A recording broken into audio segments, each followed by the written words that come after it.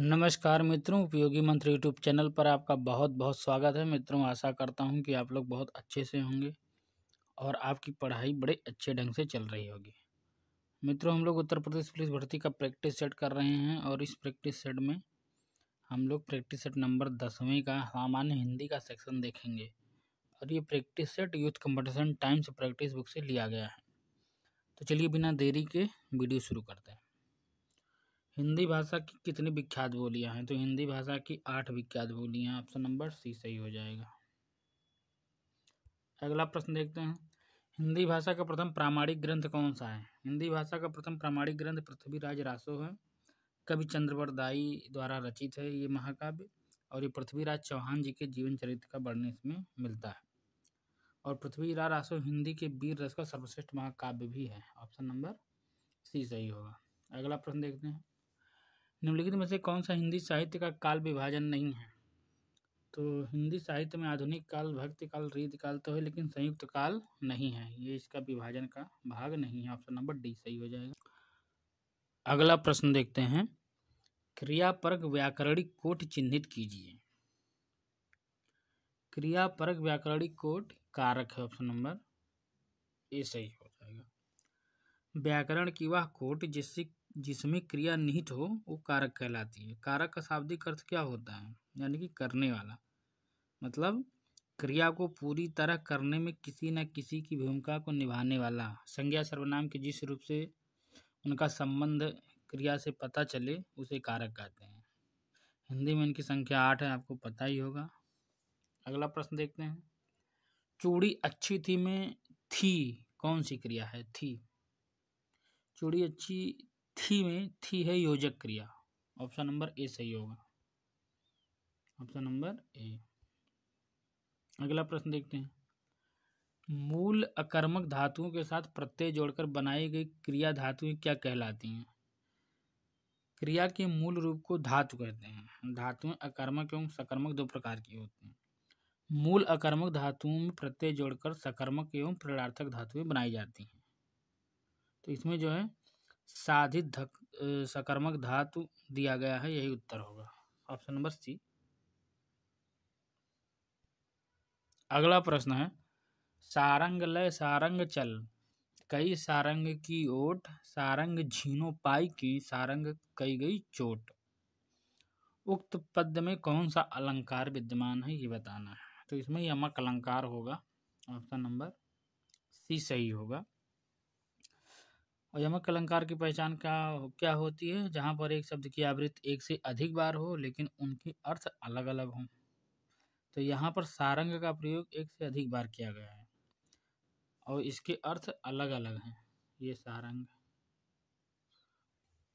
अगला प्रश्न देखते हैं, जुगुप्सा का स्थायी भाव किस रस से संबंधित है? जुगुप्सा विभत्स रस का स्थायी भाव है। तो ऑप्शन नंबर सी सही हो जाएगा। और करुण रस का स्थायी भाव शोक होता है, रौद्र रस का स्थायी भाव क्रोध होता है और अद्भुत रस का स्थायी भाव विस्मय होता है। अगला प्रश्न देखते हैं, निम्नलिखित में से कौन सा छंद का प्रकार नहीं है? तो चौपाई, दोहा, सोरठा ये सब छंद के प्रकार हैं, लेकिन दृष्टांत छंद नहीं है, दृष्टांत अलंकार होता है। और भी छंद क्या होते हैं? उल्लाला होता है, कुंडलिया होती है, रोला होता है, हरगीतिका होती है। अगला प्रश्न देखते हैं, दीर्घ संधि, गुण संधि, वृद्ध संधि, यण व अयाज संधि के किस मूल भेद के अंतर्गत सन्निहित हैं? संधि के किस मूल भेद के अंतर्गत ये आते हैं? दीर्घ, ये सब जो है स्वर संधि के उदाहरण हैं। ऑप्शन नंबर बी सही हो जाएगा। अगला प्रश्न है, उपयुक्त समास चिन्हित कीजिए, यानी कि पथभ्रष्ट में कौन सा समास है ये बताना है।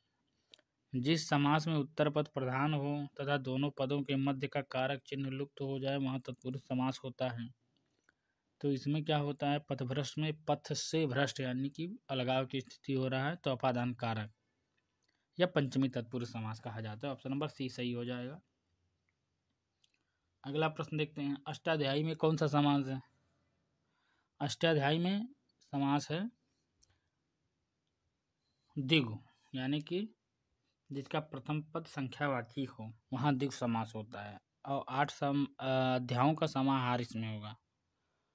अगला प्रश्न देखते हैं, सुमित्रानंद पंत को किस कृति पर ज्ञानपीठ पुरस्कार मिला था?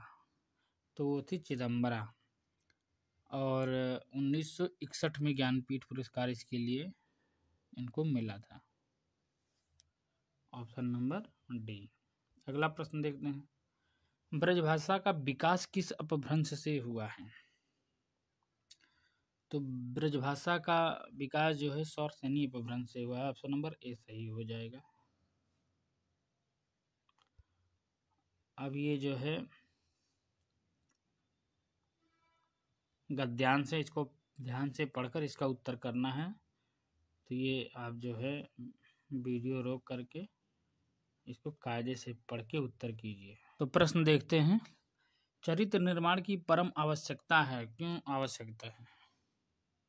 तो इसका ऑप्शन नंबर बी हो जाएगा। गद्यांश के अनुसार राष्ट्र के सर्वांगीण विकास के लिए चरित्र निर्माण की परम आवश्यकता है। ऑप्शन नंबर बी सही होगा। अगला प्रश्न देखते हैं, जनतंत्र के लिए लाभकारी हो सकते हैं। गद्यांश के अनुसार जनतंत्र के लिए उत्तम चरित्रवान व्यक्ति लाभकारी हो सकते हैं, यानी कि ऑप्शन नंबर सी सही होगा। Option number C. अगला प्रश्न है, उन्नत राष्ट्र के लिए विकास का प्रथम सोपान है, तो इसका उत्तर हो जाएगा भ्रष्टाचार के प्रति निषेधात्मक वातावरण। ऑप्शन नंबर ए सही हो जाएगा। अगला प्रश्न है, आप प्रगतिशील रूप में मजाक उड़ाया जाता है, जो क्या होते हैं? गद्यांश के अनुसार आज जो व्यक्ति पुरातन संस्कारी विद्यार्थी संध्या वंदन या शिखा सूत्र रखकर भारतीय संस्कृति में जीवन व्यतीत करता है, तो उसका हम लोग मजाक उड़ाते हैं। अब आप प्रगतिशील या बुद्धू कहकर, तो इसमें हो जाएगा भारतीय संस्कृति में जीवन बिताना। ऑप्शन नंबर डी सही होगा। ये जवन लिखा है जीवन होगा। अगला प्रश्न है, भारतीयता के प्रति हीन भावना का कारण क्या है? तो इस गद्यांश में लिखा गया है, भारतीयता के प्रति हीन भावना का जो भाव है ये इसका कारण लॉर्ड मैकाले की शिक्षा पद्धति, यानी कि पाश्चात्य शिक्षा और संस्कृत का प्रभाव आज हमारे समाज में जो है हम लोगों के मन मस्तिष्क पे इस प्रकार छा गया है कि गुरुकुल तथा आचार्य की शिक्षा हमें पुरातन व अप्रगतिशील लगती है, तो इसी के प्रति हीन भावना उत्पन्न होती है। तो इसका आंसर हो जाएगा लॉर्ड मैकाले की शिक्षा पद्धति। Option number B. अगला प्रश्न देखते हैं,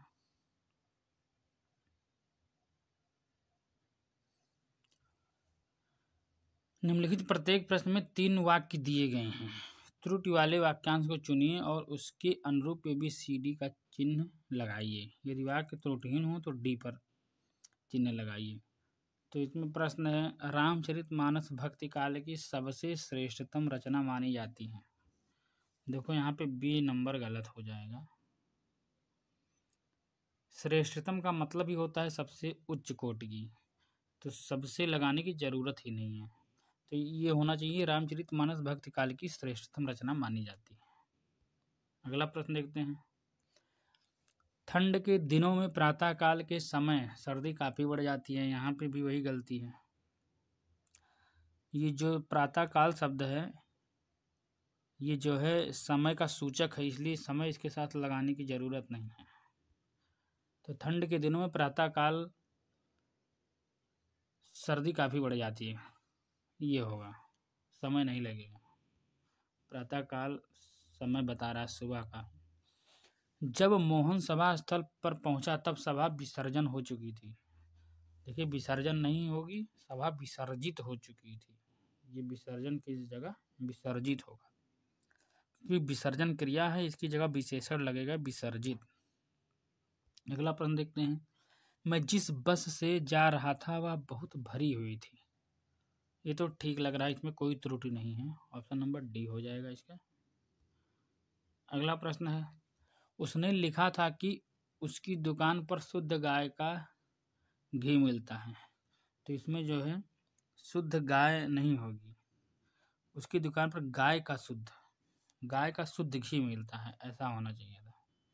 तो इसमें जो है ऑप्शन नंबर बी गलत है। Option number B. यानी कि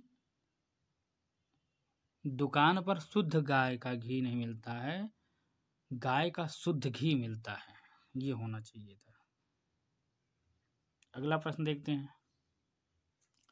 निम्नलिखित प्रत्येक कहावत के लिए 4 समानार्थक वाक्यांश दिए गए हैं, उनमें से सही उत्तर के रूप में विकल्प का चयन कीजिए और उत्तर पत्र पर चिन्ह लगाइए।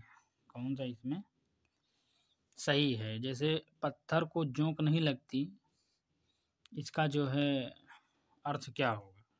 तो पत्थर पे जोंक नहीं लगती कहावत का अर्थ होगा हठी, निर्मम पर कोई प्रभाव नहीं पड़ता। ऑप्शन नंबर डी होगा। अगला प्रश्न देखते हैं। विहंगम दृष्टि, इसका क्या अर्थ होगा? इसका अर्थ होगा सरसरी नजर। Option number D. Option number D. अगला प्रश्न देखते हैं। वाणी प्लस औचित्य का सही संधि विच्छेद कौन सा है? तो इसका संधि विच्छेद होगा वाण्योचित्य। ऑप्शन नंबर ए सही होगा। और इसमें कौन सी संधि है? या यण संधि। Option number A. अन्वेक्षण का सही संधि विच्छेद क्या होगा? इसका होगा अनु प्लस इक्षण। अनु प्लस इक्षण, यानी कि ऑप्शन नंबर ए सही होगा, बड़ी ई वाला इक्षण। अगला प्रश्न देखते हैं। शीतर्तु का संधि विच्छेद क्या होगा? शीत प्लस ऋतु, यानी कि ऑप्शन नंबर सी सही होगा, शीत प्लस ऋतु। अगला प्रश्न देखते हैं। ये वही है, इसको जो है 1 नंबर से ये प्रश्न शुरू हो रहा है, 6 पे समाप्त हो रहा है। 11 लावा को जो है सही क्रम में लगा के बताना है। तो समय को परखने वाला, इसके बाद क्या आएगा? समय को परखने वाला रंक से धनाढ्य और समय की उपेक्षा करने वाला करोड़पति से भिखारी हो जाता है, ऐसा बनेगा। यानी कि रा पहले आएगा, रंक से धनाढ्य, उसके बाद या आएगा, वा आएगा, फिर ला आएगा। तो रा या वाला, रा या वाला ऑप्शन नंबर 30 सही हो जाएगा 68 का। अगला प्रश्न देखते हैं। भारतीय गांवों को, इसमें कौन सा इसके बाद आएगा? भारतीय गांव के, तो इसमें आएगा भारतीय गांव के, रा आएगा। सुधार के लिए पहले रा आएगा, सुधार के लिए अभी भारत सरकार को, यानी कि फिर या, फिर और राज्य सरकार को ला, और फिर लास्ट में वा आ जाएगा। यानी कि भारतीय गांव के सुधार के लिए भी भारत सरकार और राज्य सरकारों को बहुत प्रयत्न करना होगा। ऑप्शन नंबर बी सही हो जाएगा। अगला प्रश्न देखते हैं। समाचार पत्रों में, तो इसमें क्या बनेगा? इसमें बनेगा समाचार पत्रों में प्रकाशित विज्ञापनों, या पहले कर देते हैं समाचार पत्रों में प्रकाशित विज्ञापनों, और उसके बाद हुआ करते हैं। समाचार पत्रों में प्रकाशित विज्ञापनों द्वारा लोग उपयोगी आवश्यक तथा उत्तमोत्तम पदार्थों से परिचित होते हैं। यानी कि रा और फिर लास्ट में ला, तो या वा रा ला, यानी कि ऑप्शन नंबर डी सही हो जाएगा। अगला प्रश्न देखते हैं। राम सीता से सुंदर है, इस वाक्य में कौन सा कारक है? राम सीता से सुंदर है, इस वाक्य में अपादान कारक होता है।